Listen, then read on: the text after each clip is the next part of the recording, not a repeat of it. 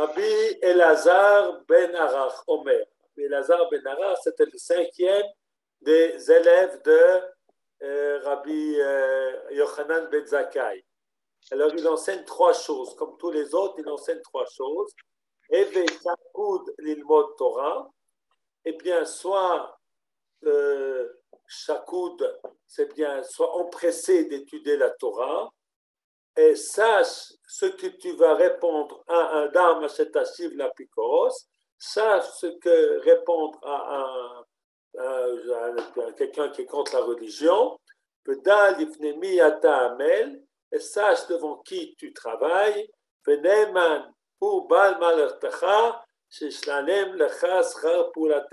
fais confiance que Baal Melartecha, que celui qui te donne les ordres, c'est-à-dire Dieu, eh bien, il te donnera les récompenses pour ton action. Voilà ce que nous enseigne Rabbi Elazar ben Arach. Alors, on va d'abord voir ce que dit le Barthénoura. Le Barthénoura nous explique rien sur Avishakou l'ilmot Torah, ça veut dire s'empresser d'étudier la Torah, c'est simple. Dans Mashetashiv la Pikoros, alors il donne deux explications.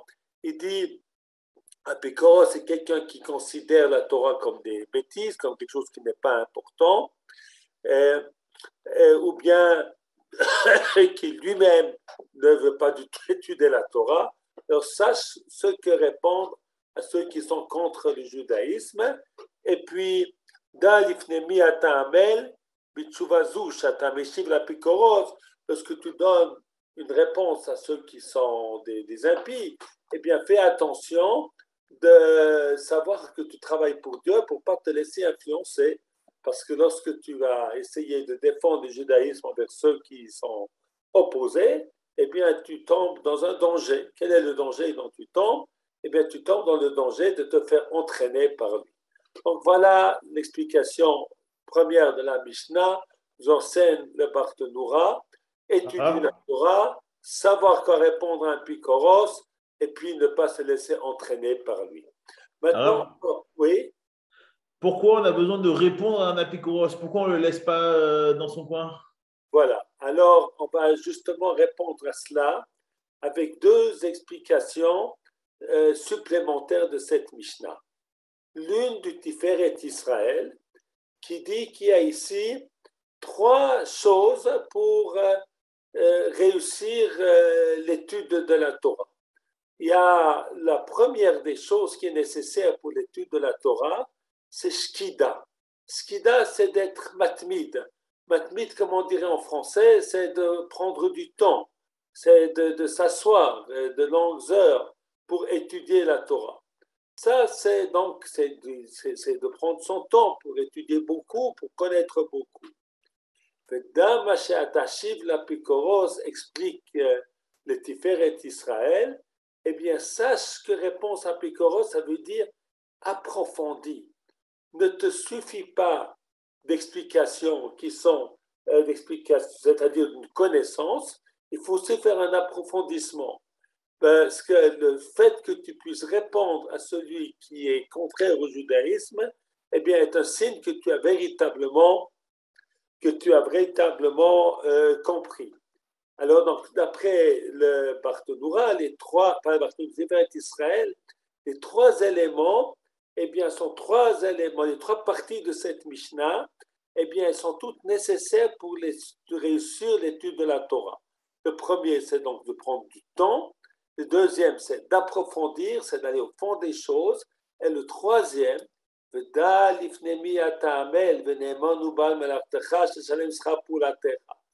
tu vas penser, moi, je pense tellement de temps, et puis je vais aussi approfondir. Eh bien, je ne vais pas pouvoir réussir dans ma vie.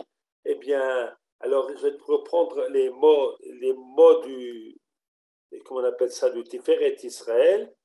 Alors, Kouflamet Bet, il dit comme ça, c'est-à-dire que pour pouvoir réussir l'étude, il ne faut pas être en souci. Parce que si on est préoccupé tout le temps, on ne peut pas étudier, on a sa tête partout. Alors, des trois choses pour pouvoir réussir l'étude, c'est de donner du temps, c'est de réfléchir et puis c'est troisièmement de ne pas être en souci. Alors fais confiance au Créateur pour ne pas être en souci. Voilà une très jolie explication du Tiferet Israël. Maintenant, on va voir aussi ce que dit le Maharal de Prague. Le Maharal de Prague nous donne aussi une explication, d'ailleurs, sur les sages d'avant aussi, il explique quel est le rapport entre leurs trois enseignements. Alors ici, il nous dit la chose suivante. Eh bien, Rabbi Elazar, Natan Moussar à la Torah, Shitachlit Adam. Il a donné un enseignement sur la Torah qui est Tachlit Adam, qui est l'essence de l'homme. Vadam be'atzad atzmo lo nivra rak l'amal à Torah. Il y a un verset qui dit Adam l'amal yulad. Alors il y a beaucoup d'explications là-dessus, mais dans la Gemara on explique l'amal, amal c'est pour la peine. Alors il y a une Gemara qui explique l'amal yulad, c'est amal pe, c'est pour la Torah. Et alors il a parlé beaucoup de cela. Maintenant, il dit maintenant pourquoi, et là il va vraiment répondre à votre question que vous avez posée, pourquoi c'est important de savoir répondre à Pikoros. Alors il explique, et puis ça revient peut-être aux enseignements que j'ai entendus les dernières minutes du Rav Cherki. Klomar, c'est que Moshe ish mitzvah, sheilmad adam, v'yikne ha-Torah, she Torah temet, karaou hu levatel dat ha-sheker min ha-olam, kedei shitgadel ha-emet ba-olam.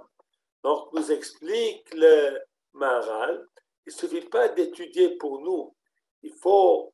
Ce n'est pas seulement que tu dois convaincre l'apikoros, tu sais très bien que tu ne vas pas le convaincre, mais c'est pour que la parole de l'apikoros ne soit pas sa parole dominante dans le monde.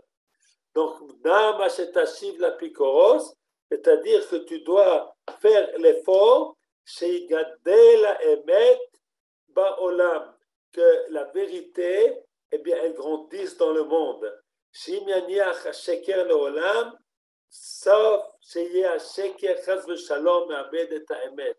car si on ne lutte pas pour nos vérités, finalement le mensonge, eh bien c'est lui qui s'installe en vérité. Parce que le mensonge domine dans le monde.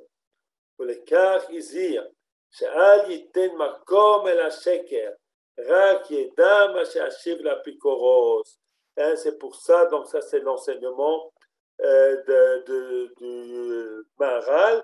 Maintenant, quelle est la troisième partie?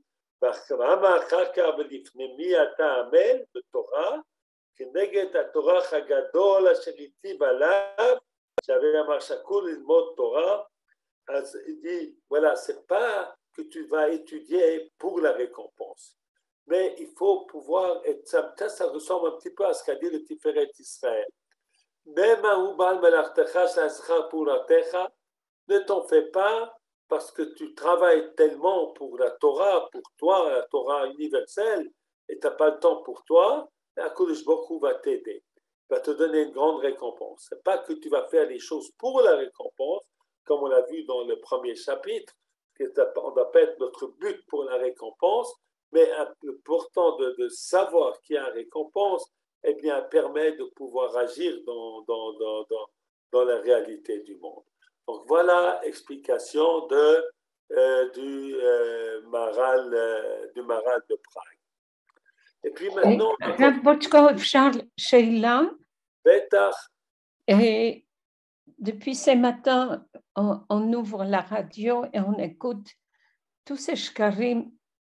Et vraiment, et là, vous parlez du sheker. Comment nous pouvons faire cette différence je sens à l'intérieur de moi que toutes les informations qui me préviennent qu'il n'y a pas de vérité. Comment trouver cette vérité? Comment... C'est une très bonne question, mais il ne faut pas trop écouter la radio pour pouvoir vivre normalement. Il ne faut pas trop écouter. Il ne faut pas trop écouter. Il faut rester... Ça, j'ai compris depuis longtemps. Alors, j'essaie d'écouter une fois par jour, mais ce matin, je me suis... Non, vous avez raison. Je ne vous dis pas de ne pas écouter. Tout le monde peut écouter les informations. Ne dites pas, Raboshko a dit que c'est interdit de noter les informations. Mais non. C'est permis, c'est permis. C'est important de savoir ce qui se passe et puis de comprendre. On vit dans le monde, on ne vit pas dans le chose. Maintenant, nous devons toujours réfléchir. Qu'est-ce qui est vérité, qu'est-ce qui est mensonge? Évidemment, il y a beaucoup de propagande, donc on vit dans un monde où il est difficile de faire la part des choses. Mais aussi, il faut faire attention de ne pas tomber dans une psychose, que tout est faux, on ne nous raconte rien de vrai. Tous les ministères, tous les ministres, chacun, ils ne font que mentir du matin au soir. Non, on parle ici du monde de valeurs. Alors, il y a le monde de valeurs de notre Torah. Alors, c'est pour ça que vous venez à des cours de Torah. Il faut bien connaître le monde de valeurs de la Torah. Et puis, finalement, évidemment, il y a un combat, le combat entre Esav et Yaakov, depuis toujours, dans le monde des valeurs. Alors, nous devons lutter pour nos valeurs. Et puis, c'est pour ça, il y a des écoles, il y a des yeshivot, il y a plein de bonnes choses dans ce monde, et puis il y a des choses moins bonnes.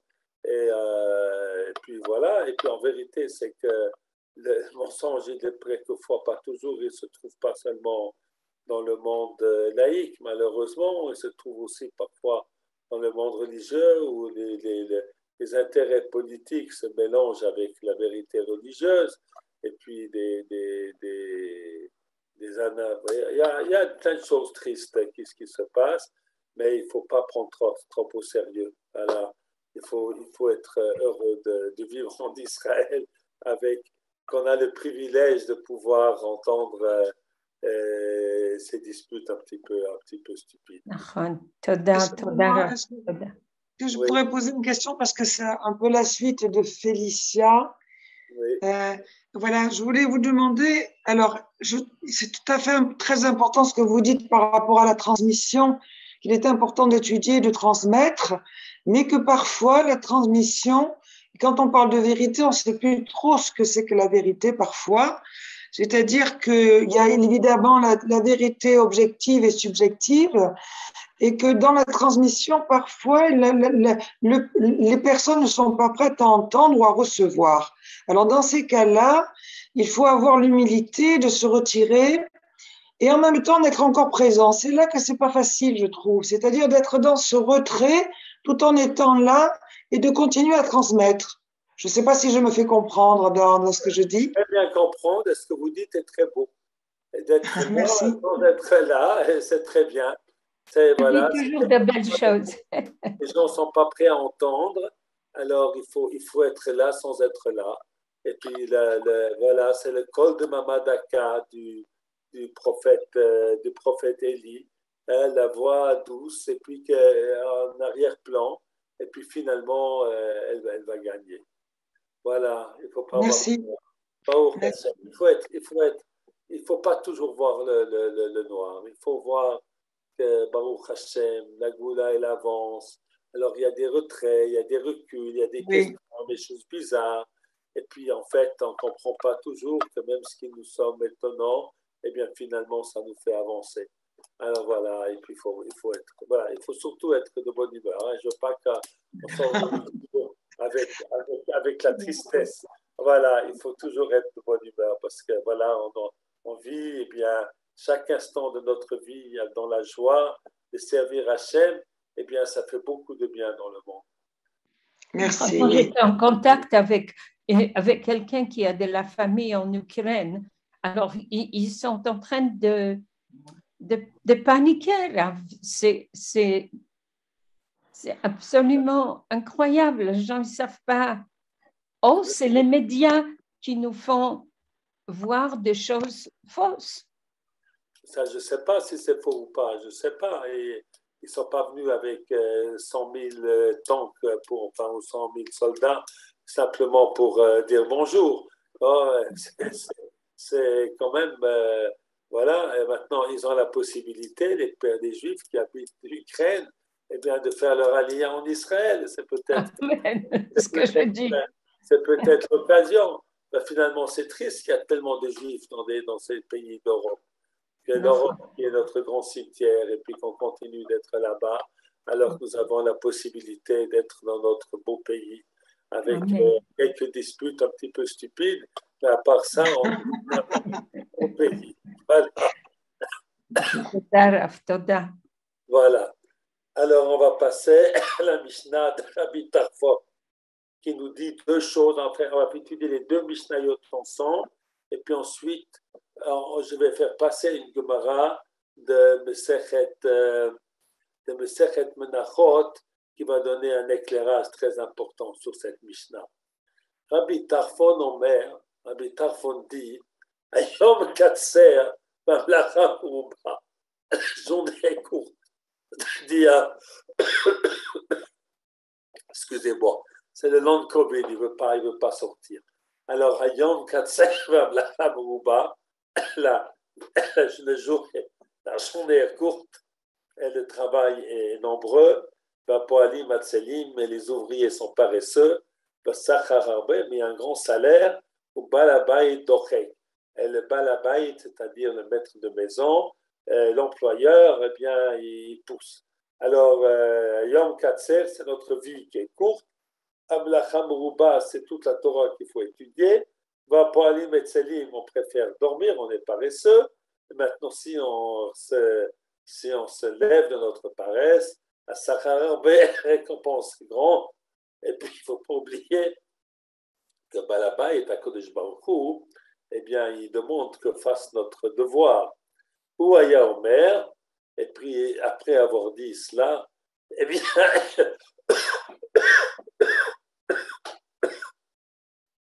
ou Aya Omer, Lo Alecha Melacha Ligmor, ouais, excusez-moi.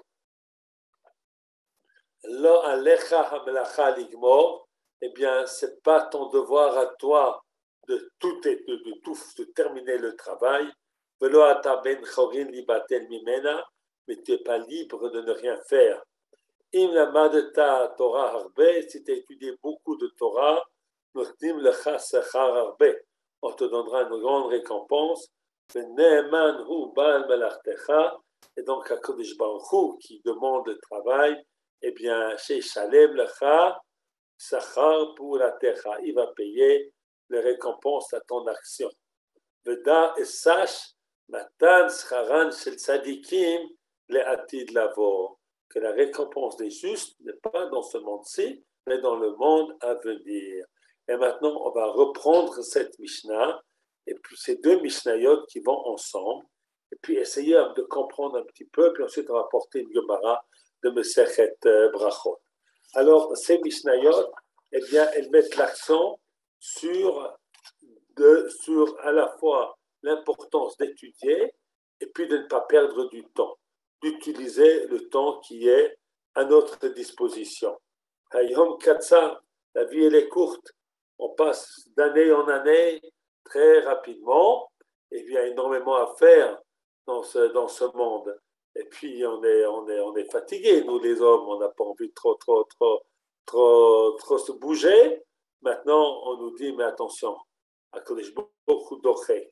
Et puis, si on ne fait pas, finalement, on va devoir faire, parce que, vous savez, c'est comme si on n'a pas nettoyé la maison, mais finalement, il y a beaucoup de poussière. Et puis, finalement, on va être tellement de poussière qu'on va être obligé de nettoyer, et puis ça sera beaucoup plus difficile que si on avait nettoyé un petit peu chaque jour. Alors on nous dit, voilà, il vaut mieux faire un petit peu tout le temps que de devoir attendre et puis penser qu'on va pouvoir tout faire, tout rattraper après. Ça ne va pas comme ça. Hein, il faut en faire tous les jours un peu. Tous les jours un peu parce qu'après, après on ne pourra pas.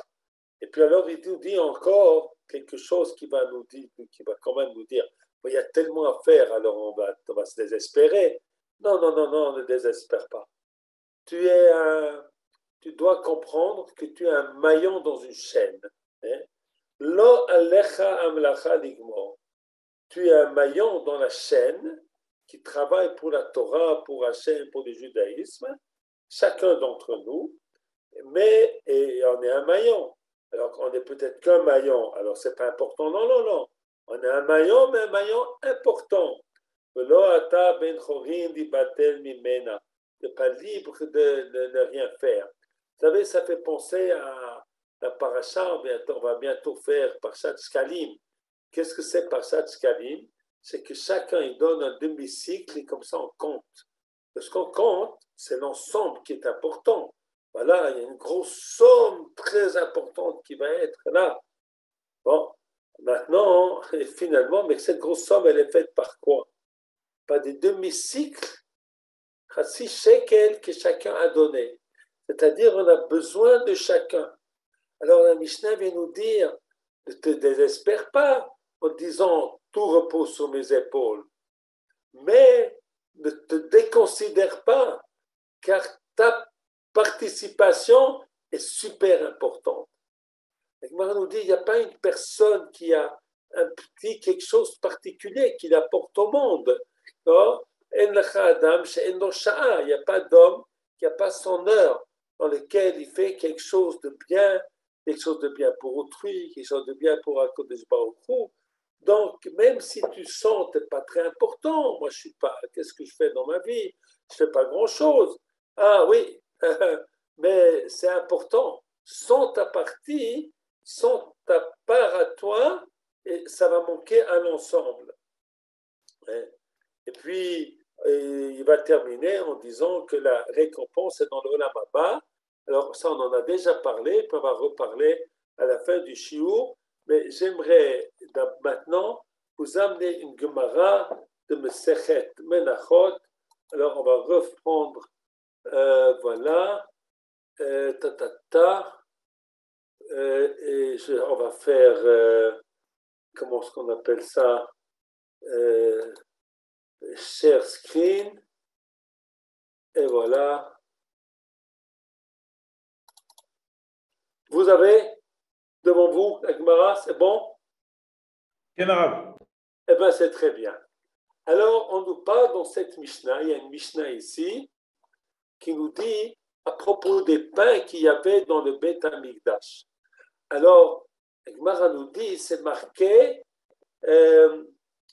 Eilu, voilà, מכניסים עומדים בצפון ופניהם לדרום, במוצאים עומדים בדרום ופניהם בצפון, אלו מושכים ואלו מניחים, וטפחו של זה נגד טפחו של זה, שנאמר, בפניי תמיד.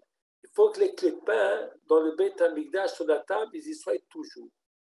Alors, comment on fait pour que ça soit toujours? Alors, on change, il fallait après 7 jours, tous les Shabbats, on ôtait les anciens pains, on amenait les nouveaux pains. Alors la Gemara dit, tu sais comment on faisait? On amenait les nouveaux, il y avait les anciens pains qui étaient là, les nouveaux pains qui sont là, et hop, comme ça, et on faisait ressortir. Et comme ça, il n'y a pas un instant la table sans pain, chez Nehemar, le Fanaï Tamid. D'ailleurs, c'est intéressant, entre parenthèses, que pour les pains, la Torah, d'après les Chachamim, il y a Rabbi aussi pour autrement, il fallait que les pains soient constamment. Alors qu'il y a d'autres choses où c'est marqué Tamid, c'est marqué par exemple pour la lumière sur la menorah, Tamid. Mais Tamid, c'est toutes les nuits, c'est pas 24 heures. Et puis sur les encens, c'est Tamid et c'est 2 fois par jour, c'est le matin et l'après-midi.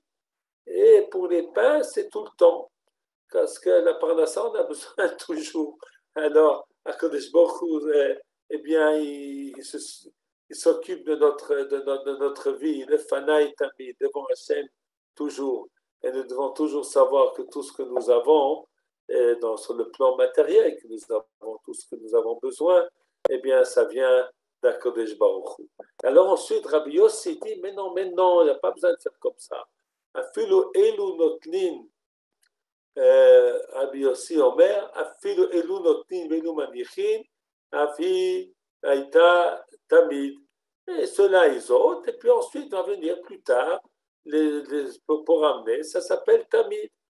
Ça s'appelle toujours.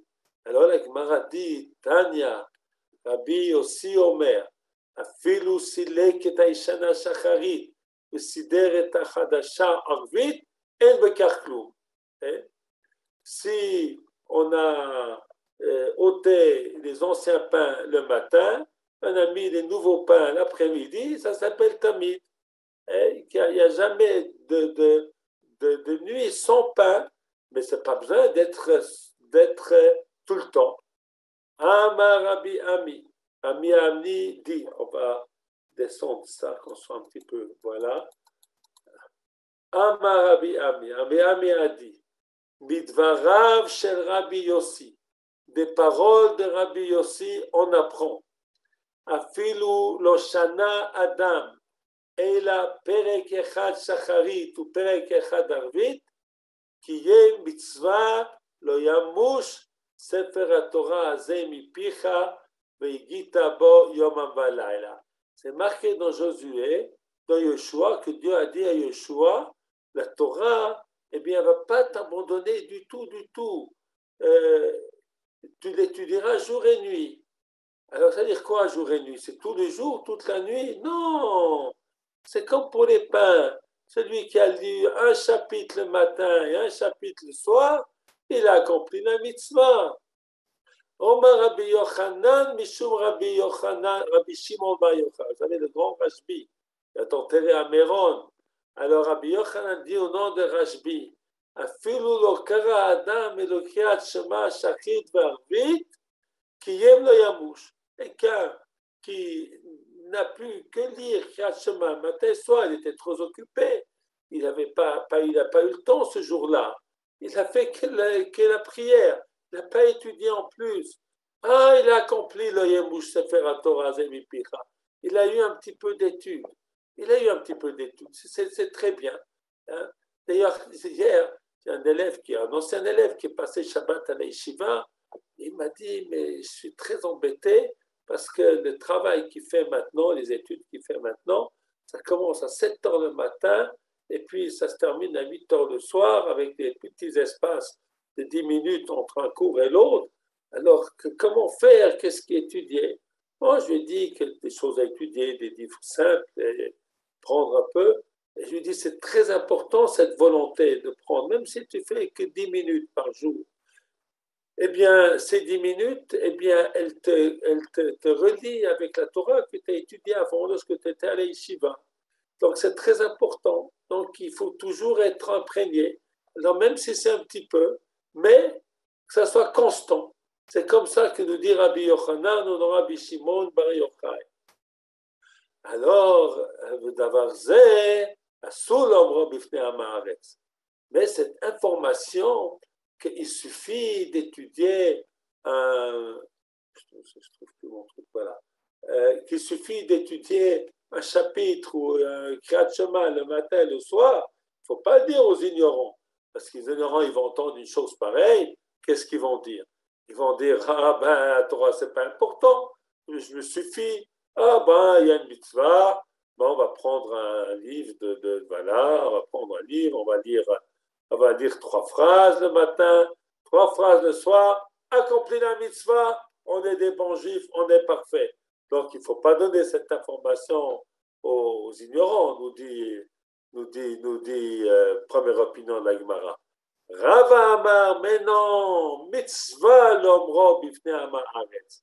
C'est une mitzvah de le dire aux ignorants. Alors maintenant, il y a une très belle explication de Rashi. Pourquoi? Pourquoi c'est une mitzvah de le dire aux Amar Haaretz? Alors on va remonter pour pouvoir Rashi. Rashi, c'est à gauche. Voilà, ouais. Asul omro. Voilà. Il ne faut pas le dire, dit Rashi. Shelo yoma b'kriyat shema sagi. Velo yargil banav le Talmud Torah. Il va se dire, ça suffit kriyat shema. Je ne vais pas éduquer mes enfants à étudier la Torah. Et puis Rava, il dit non, c'est une mitzvah de le dire même aux ignorants. Lama, pourquoi? Ça va car il pense. Mishum kriyat shema notel sachar gadol kazeh. Rien que pour Kriyat Shema, quelqu'un il fait la lecture du Shema avec tout son cœur, c'est considéré comme c'est étudié toute la journée. Ouais, Kios tasliach et drachecha, imaya osek kol hayom, kol sheken, ce sera rogadol. Alors si on étudie encore plus, ouais, la récompense est énorme. Hein? Au Margil et Banav, le Talmud Torah, il comprend l'importance de l'étude de la Torah, puisque même un petit peu de Torah, c'est important. Un petit peu de mathématiques, c'est pas important, à quoi ça sert? Un petit peu d'anglais, ça sert à rien. Un petit peu de physique, ça sert à rien. Un petit peu de Torah, ouais, ça sert. Ah, voilà, donc la Torah, ça c'est quelque chose de bien précieux. C'est quelque chose que même un petit peu a une grande valeur. Ouais. Eh bien, mes enfants, je vais les amener à la yeshiva. Et voilà. Alors, j'ai trouvé que c'est très, très beau. Voilà. Lishna Charine, Savrana Rabanan, de Matse Patre. Savre de Patre Nafshau Bekiat Shema, Beyat Feku le Yeme Begarse, Shma Mina Ashar Gadol Yesh. Alors, ouais, Savre Hana Rabanan, ces sages-là, ils pensent que Matse Patre Nafshau Bekiat Shema, c'est qu'il suffit de lire Kiat Shema, Beyat Feku le Yome Begarsa. Alors, ça, c'est une explication différente. Ce n'est pas qu'il suffit de dire Kriyat Shema et puis de ne pas étudier. Mais il suffit de diminuer la tefila rien qu'à Kriyat Shema pour avoir le temps d'étudier. Alors, si c'est comme ça, on voit combien l'étude de la Torah est grande, puisqu'on va donner l'importance à l'étude. Voilà, on va prendre la première explication, je crois qu'elle est absolument magnifique. C'est de savoir qu'un petit peu de Torah a une grande valeur. Alors, combien beaucoup de Torah doit avoir une grande valeur? Alors, voilà. Maintenant, on va voir une histoire intéressante. Shal ben Dama ben Achoto shel Rabbi Ishmael et Rabbi Ishmael. Donc, le neveu, ben Dama, était neveu de Rabbi Ishmael. Il a demandé à son oncle. Il a demandé une question à son oncle. C'est bien. Gonani shelemati kol la Torah kula. Moi, j'ai étudié toute la Torah. Est-ce que j'ai le droit d'étudier la sagesse grecque? Car il a dit, Mapitom, comment tu te le permets? C'est marqué dans la Torah, dans Yoshua,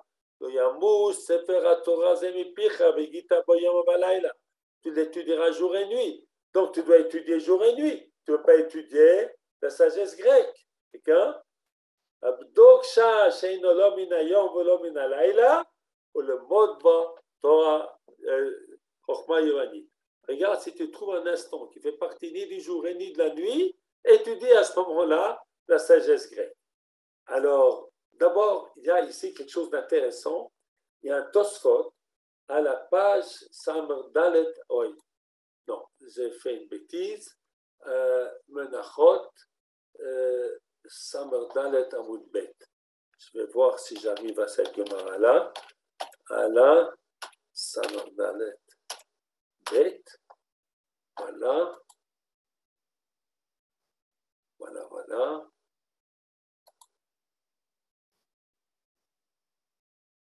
Okay. Voilà.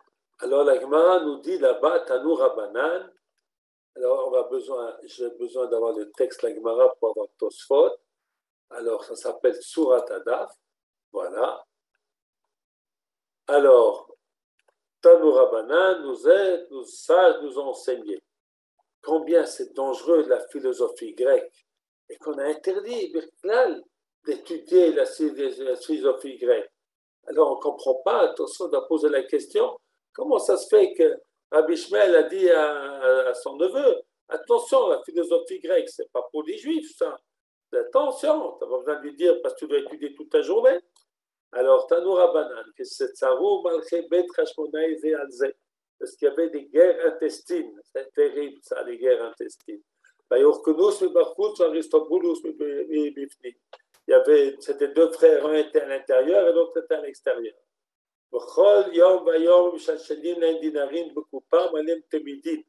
Donc, chaque jour, ils voulaient apporter les corbanotes. Alors, on faisait descendre de l'argent par la muraille, et ensuite, ceux qui étaient à l'extérieur leur donnaient un mouton pour faire le sacrifice. Il y avait un vieux monsieur qui connaissait la sagesse grecque, la langue grecque et tout. Là, il leur a fait des signes en grec. Donc, ils continuent à faire des sacrifices, les Romains ne vont pas pouvoir les vaincre. Maintenant, le Machar, alors on va faire arrêter la Vodat Hashem. Demain, vous leur faites monter un cochon plutôt qu'un mouton. Et la Gemara nous dit, qui menchiga le Chatsi Choma, Nats pendant Bochoma, Isdaza Eretz Israël, Abaimot Parsa, Abaimot Parsa. Quelque chose de terrible qui est arrivé et qu'on veut donner un cochon pour faire le service d'Hachem, eh bien, ça a été une catastrophe. Et à ce moment-là, on a dit, maudit celui qui fait grandir des cochons, et puis maudit celui qui enseigne à son fils la sagesse grecque. Alors, Tosfot, il pose la question, ouais, c'est comment que je mets on me cache le Tosfot ici, les visages, voilà. Adam, alors, Tosfot pose la question, mais on voit dans la Gemara plus loin que celui qui étudie toute la Torah, eh bien, il avait le droit d'étudier la sagesse grecque. Et la seule raison qu'il n'avait pas le droit, parce qu'il faut étudier la Torah tout le temps. Maintenant, il y a une opinion avant dans la Gemara. L'opinion avant dans la Gemara, elle nous avait dit qu'il n'avait pas besoin d'étudier toute la journée. Un chapitre matin, un chapitre le soir. Alors, d'après cette opinion-là, on a le droit d'étudier la sagesse grecque. Alors, c'est pas vrai. On voit ici dans notre Gemara qu'on a interdit d'étudier la sagesse grecque. Et la Gemara, et Tosfot va répondre, c'est plus loin. Il dit, non, parce qu'il voulait étudier la sagesse grecque pour pouvoir intervenir auprès des nations. Alors, il faut savoir leur langue.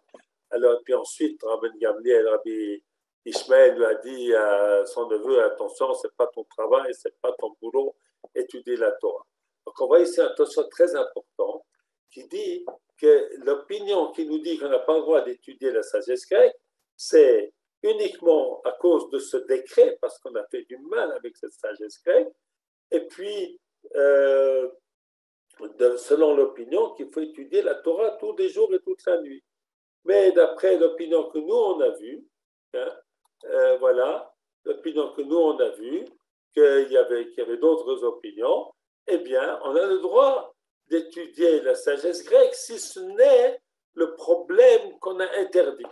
Alors, ce qui veut dire que d'autres sagesses qui ne sont pas des choses mauvaises, les mathématiques, la physique, les sciences, le piano, tout ça, c'est permis. Alors, il y a ici, très intéressant, c'est qu'il y a deux manières de voir au sein du judaïsme. Il y a une manière qui voit que l'idéal du juif, on va reprendre notre Mishnah du Pirkei Avot, voilà, c'est vous qui allez remettre Pirkei Avot en scène. Notre monsieur Alta, monsieur David, il nous remet Pirkei Avot. Hop, j'enlève Voilà. le vote. Bon, eh bien, dans le texte de Pirkei Avot qu'on a vu, avec cette importance d'étudier la Torah, et une question très importante qui se pose, voilà, est de savoir est-ce qu'on a l'obligation d'étudier la Torah tout le temps, sauf lorsqu'on doit manger, qu'on doit boire, qu'on doit travailler, parce que ce qui est nécessaire à notre vie, mais d'autres choses ne sont pas nécessaires pour notre vie, ce n'est pas permis, ou bien est-ce que c'est permis? Alors, il y a ici, dans cette Gemara de Menachot, on voit les deux opinions. On voit celui qui dit, d'ailleurs c'est intéressant, c'est Rabbi Ishmael dit dans Brachot qu'il faut travailler. Non? Parce que le travail, c'est-à-dire on doit faire tout ce qui est nécessaire.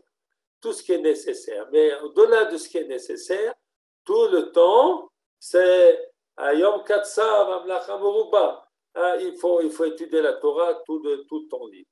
Et puis il y a l'autre opinion, la Gemara, qui est plus humaine, qui nous convient mieux pour la plupart d'entre nous, c'est de dire qu'on doit étudier la Torah, on doit donner du temps, un temps important, mais ça n'a pas besoin qu'on a donné tout notre temps. Alors voilà, c'était une chose intéressante.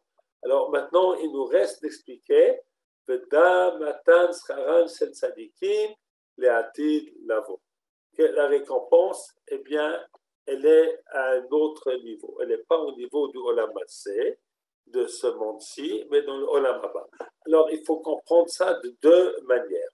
Matan Scharan Shel Tzadikim L'Atid Lavo, ça répond à la question qui se dit, voilà, il y a des gens qui sont tzadikim puis qui ont des souffrances. Alors, voilà, sachez que la récompense, elle n'est pas ici. La récompense, elle est dans le monde à venir. Rachid dit comme ça dans la Torah, à propos du Passouk, El Emunah Ve'en Avel, Sadik Ve'yashahu. Dieu est un Dieu Emunah Ve'en Avel, il n'y a pas de mensonge aujourd'hui. Alors il dit, il y a les tzadikim qui souffrent. Ben, la récompense, elle est dans le Olam Haba. C'est important de savoir qu'il n'y a pas de récompense automatique. Ça ne veut pas dire qu'il n'y a pas, mais ce n'est pas automatique, obligatoire, la récompense dans ce monde-ci. Ça, c'est premier élément.